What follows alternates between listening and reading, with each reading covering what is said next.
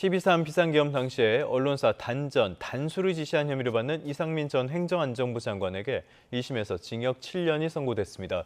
재판부는 이 전 장관이 내란 행위에 가담한 사실을 인정하면서 죄책이 가볍지 않다고 지적했는데요. 조오론 변호사와 전화 연결해서 자세한 내용 살펴보겠습니다. 변호사님 나와 계십니까? 네, 안녕하십니까? 네, 안녕하십니까. 자, 1심 재판부가 이상민 전 장관이 소방청장에게 이 단전과 단수를 지시해서 내란에 가담했다라고 판단을 했어요. 이렇게 판단한 근거는 뭡니까? 일단 대통령실 CCTV 영상이랑 관계자들의 진술에 따라서 그 단전 단수 조치 문건이 존재를 했고, 또 계엄 당일에 이 전 장관이 윤 대통령으로부터 이 문건을 전달받아서 단전 단수를 지시한 게 맞다라고 보면서 이거를 이제 핵심 가담 행위로 본 건데요. 내란죄 같은 경우에는 결과가 발생했느냐보다 그러한 행위가 있었느냐 자체에 무게를 두고 판단을 합니다. 그렇다 보니까 이제 재판부가 그 언론사에 대한 단전 단수 시도 자체가 국민의 알 권리를 차단을 하고 헌법기관을 무력화하려는 내란의 직접적인 수단이었다고 본 것 같습니다. 알겠습니다. 이 전 장관 측은 그동안 언론사 단전과 단수, 이거는 지시를 받은 적도 없고 지시를 한 적도 없다라고 주장을 했는데 여기에 대해서는 재판부가 받아들이지 않은 것 같아요. 네, 맞습니다. 이제 이 전 장관 측이 과거에는 이제 윤 대통령으로부터 문건을 받은 적도, 그리고 자기가 소방청장에게 지시를 내린 적도 없다면서 전면 부인을 했었는데요. 그러면서도 이제 심지어 이제 비상계엄을 내란으로 연결하는 것이 정말 창의적인 발상이라고 하면서 이제 특검의 기소 자체를 강하게 비판하며 무죄를 주장을 해왔었는데 재판부에서는 이것을 받아들이지 않은 겁니다. 알겠습니다. 자, 이번에 보면은 특검 쪽에서는 징역 15년을 구형을 했고요. 그런데 법원에서는 7년을 선고를 했습니다. 말씀하신 것처럼 내란에 가담했다는 점을 인정을 했는데도 이렇게 특검의 구형량과는 차이가 나는 결론이 나왔어요. 뭐 참작 사유가 있었던 겁니까? 네, 그렇다고 보여집니다. 사실 한덕수 전 총리의 형량과 비교하면 대단히 차이가 나고 사실상 내란 중요 임무 종사자의 법정형의 하한선이 이제 5년인데 혐의가 대부분 인정이 되면서도 이렇게 하한선에 가까운 7년을 선고한 게 이제 법조계의 시각에서 봤을 때도 굉장히 이례적인 판단이었다라고 볼 수가 있습니다. 그러니까 가장 하한선에 가깝게 나왔다라고도 볼 수가 있을 것 같은데요. 여러 가지 참작 사유들 저희가 지금 그래픽으로 보내드리고 있습니다. 자, 재판부에서는 사전에 모의하지 않았더라도 이 전 장관이 내란 집단의 구성원으로 참여했다라는 표현을 사용을 했는데요. 이게 내란 집단의 구성원이라는 게 무슨 뜻입니까? 일단 자기가 잘 몰랐었더라도 그 행동에 가담을 한 사실 같은 것들이 인정이 된다면 미필적 고의만으로도 이 전체 내란 범죄에 있어서의 구성원으로 인정을 할 수 있다라는 겁니다. 이제 이 전 장관 같은 경우에 자신이 내란일지는 정말 몰랐다라고 계속해서 주장을 했는데 법조인이었다라는 점과 관련 사실들을 보면은 전후 사정들을 봤을 때 충분히 인식을 할 수 있었다라고 이제 재판부에서는 본 것으로 보입니다. 알겠습니다. 헌법재판소 탄핵 당시의 발언 역시 위중으로 인정이 됐어요. 이게 양형에 어느 정도 영향을 미친 겁니까? 당연히 양형에 영향을 미쳤을 가능성은 굉장히 큰데요. 왜냐하면 이제 사실관계가 이제 명확히 드러났다라고 볼 수 있습니다. 그러니까 이 전 장관 같은 경우에 탄핵 심판에 있었던 대부분의 발언이 이제 거짓말이다라고 인정이 이번에 된 건데 그럼에도 불구하고 이제 양형 관련해서는 사실상 아까도 말씀드렸지만 한덕수 전 총리와는 굉장히 차이가 나는 법정형에 있어서의 하한선에 가까운 판단이 났기 때문에 대부분의 혐의가 인정이 됐지만 또 위증도 인정은 됐지만 양형에 미치는 영향은 다른 요소들이 더 많이 참작이 됐다라고 보여집니다. 알겠습니다. 지금까지 이 전 장관에 대한 1심 선고 내용들 살펴봤는데요. 약간 여담도 해보도록 할까요? 징역 7년 선고 뒤에 이 전 장관이 가족들에게 가족을 쳐다보면서 미소를 지었다고 하는데 전반적인 법정 분위기는 어땠습니까? 일단 법정 분위기는 굉장히 조용했고요.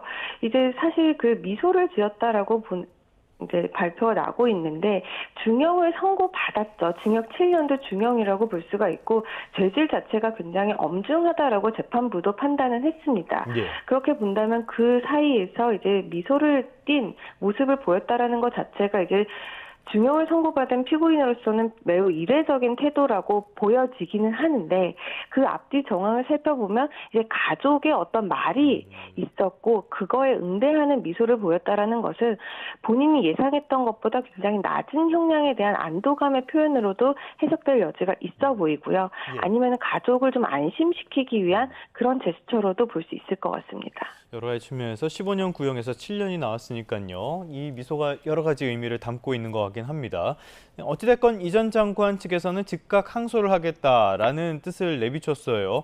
자, 2심 형량을 다툴 때 피고인 측이 내세울 수 있는 방어 논리는 뭘까요? 같은 방어 논리가 반복된다고 봐야 될까요?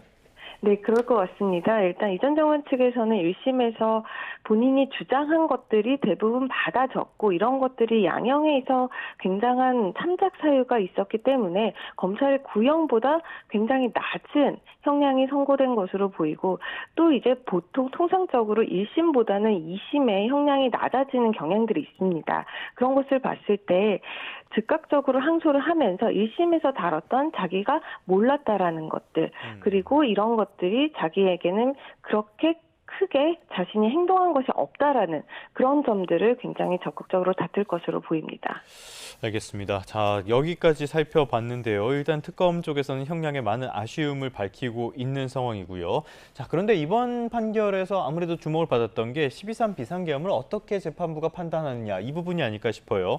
이번에도 한덕수 전 총리 때와 마찬가지로 내란이라고 못을 박았는데요. 이 근거는 뭡니까? 사실상 그 한덕수 전 총리의 판단과 그리고 이번에 이상민 전 장관의 재판에 있어서의 판단에 있어서는 모두 다 내란 행위를 인정을 했습니다. 그러니까 국회와 선관위 이런 헌법기관을 무력화하고 또 민주적 기본 질서를 정지시킨 행위 자체가 국헌문란의 목적이 명백하다라고 본 거고요. 또 다수의 군력을 동원을 해서 어느 한 지역의 평온을 해친 만큼 형법상 내란의 모든 요건을 갖췄다고 두 재판부가 지금 공통으로 인정을 한 겁니다. 알겠습니다. 이런 것들이 윤 전 대통령 사건에도 영향을 미칠 것으로 보이는데요. 19일에 윤 전 대통령 1심 선고가 예정돼 있어요. 지금 뭐 영향을 미칠 수밖에 없겠죠? 네, 당연히 영향을 미칠 것으로 보이고요. 사실상 지금 두 개의 재판부에서 12.3 계엄을 내란으로 인정을 했습니다. 그렇게 본다면 이제 내란 수계 혐의를 받는 윤 전 대통령의 재판에 있어서도 사실관계들이 부인이 되거나 부정되기는 굉장히 어려워 보입니다. 예. 다만 이제 재판부에서 그 재판부가 지금 다 다른 재판부인데 이 전 장관의 재판부처럼 이 실행의 결과라든지 가담의 정도를 따질지 아니면 한 전 총리의 재판부처럼 그 지위의 중요성, 헌법적 책임 이런 것들을 중시할지에 따라서 윤 전 대통령에게 굉장히 높은 형량이 나올지 아니면 다소 약한 형량이 나올지는 좀 지켜봐야 될 것 같습니다. 네, 지금까지는 이상민 전 장관 1심 그리고 이 2심 결과가 가져올 여파까지 살펴봤고요. 다음으로 이슈 하나 더 살펴보도록 하겠습니다. 저희도 조금 전에 전해드렸던 소식인데요. 법력권 쪽에서 재판소원법 이거를 추진을 하고 있어요. 국회 법제사법위원회 전체회의도 통과를 했고요. 내용이 뭡니까? 네, 헌법소원의 청구 사유 중에 원래는 이제 법원의 재판은 이제 제외한다라는 조항이 있는데 예. 이 조항을 삭제를 해서 법원의 재판 결과도 헌법재판소의 판단을 바라볼 수 있도록 하겠다라는 취지입니다. 그렇게 말씀하시면은 결국에 일반 재판도 헌법재판소까지 갈 수 있다. 이거는 사실상 4심제가 되는 거 아닙니까? 법조계나 야당에서는 이 말을 하면서 반대하는 것 같은데요. 네, 맞습니다. 이제 헌법재판소가 사실상 대법원의 상급 기관처럼 이제 작용을 하게 한다라고 보여질 수가 있는 건데요. 그렇게 된다라면 이것을 반대하는 입장에서는 이것 자체가 이제 위헌이다라는 것이고, 특히 조희대 대법원장도 공개적으로 이제 반대 입장을 표명하기도 했습니다. 그러니까 일반적으로 봤을 때는 결국에 종국적으로 이런 분쟁은 서둘러서 해결하는 게 좋기 때문에 3심제를 우리는 채택을 하고 있는 건데요. 이게 4심제가 되면은 이게 사법적인 권리 구제로 봐야 되는지 아니면 사법 체계의 혼란인지 이런 의견이 엇갈리고 있거든요. 변호사님은 어떻게 보십니까?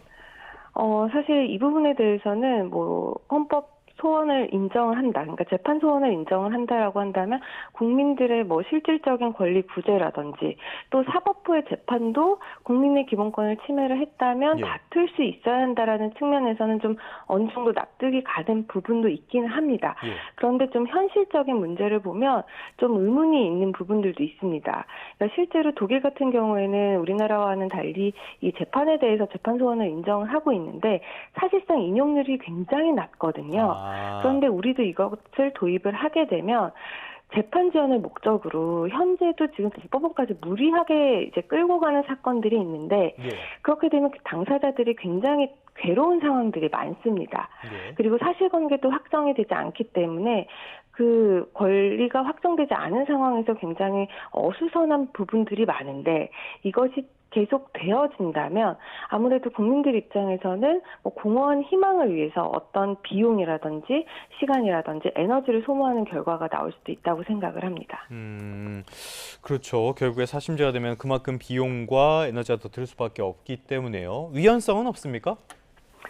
현재로서는 위헌도 가능할 수는 있을 것 같습니다. 일단 헌법재판소 법이라든지 아니면은 그 헌법에 있어서의 그 재판 소원을 명시적으로 인정을 하고 있는 규정은 없기 때문에 예. 그런 부분, 그러니까 그렇기 때문에 헌법에 위반된다라는 의견들도 나오고 있습니다. 하긴 헌법 제101조 2항에는 대법원의 최고 법원성을 인정을 하고 있기 때문에 어떻게 보면은 위헌의 가능성도 충분히 있지 않을까라는 생각이 드는데요. 자, 그렇다면은 여기에 대해서 어떤 도입을 한다 그래도 보완 장치가 있어야 되지 않을까 싶어요. 어떤 그 현실적인 부작용이 있다면은 만약에 이 도입이 됐을 때 어떤 보완 장치가 있어야 된다고 보십니까? 현실적으로 재판이 헌법 소원의 대상이 되기 위해서는 그 재판이 대상이 될 수 있는 요건을 굉장히 까다롭게 심사를 하거나 그 요건 자체를 법에 규정을 해서 무분별하게 이것을 사심까지, 그러니까 헌법 소원까지 끌고 갈 수 있는 것들을 좀 차단할 수 있는 그 규정이라든지 제도를 마련을 하는 것이 현실적인 방법이 될 것 같고요. 그럼에도 불구하고 그 해석에 있어서는 여지가 있을 수가 있기 때문에 아무래도 이거를 어떤 법적이나 제도로 완전 보완하기는 좀 어려울 것으로 생각이 됩니다. 알겠습니다. 이 법안 자체도 헌법재판소까지 가게 될 가능성이 꽤 있지 않을까라는 생각이 드는데요. 과연 지금의 사법개혁안이 이렇게까지 속도를 내고 추진할 문제인가도 다시 한번 살펴봐야 될 것 같습니다. 지금까지 조오론 변호사와 함께 이상민 전 장관에 대한 판결 그리고 사법개혁안에 대한 이야기까지 나눠봤습니다. 오늘 말씀 고맙습니다. 감사합니다.